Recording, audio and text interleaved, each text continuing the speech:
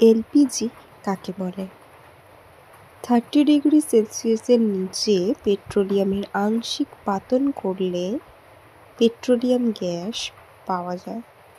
Petroleum গ্যাসকে চাপ প্রয়োগে তরলে পরিণত করলে তাকে লিকুইফাইড পেট্রোলিয়াম গ্যাস বা সংক্ষেপে এলপিজি বলে।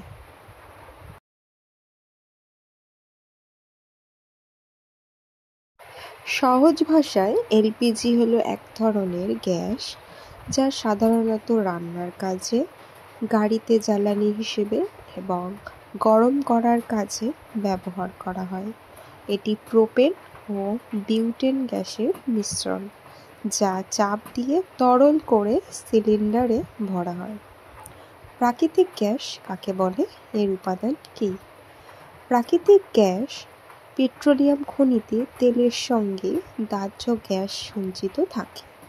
এই গ্যাস আলাদাভাবে তেলের সঙ্গে খনি থেকে তোলা হয়।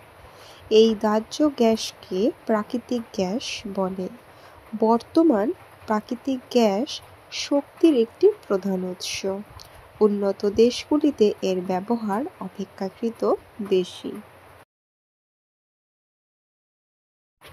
প্রাকৃতিক গ্যাসের প্রধান উপাদান মিথেন। এছাড়া এতে সামান্য ইথেন ও প্রোপেন মিশ্রিত থাকে। প্রাকৃতিক গ্যাসে প্রায় 45% থেকে 96% মিথেন থাকে।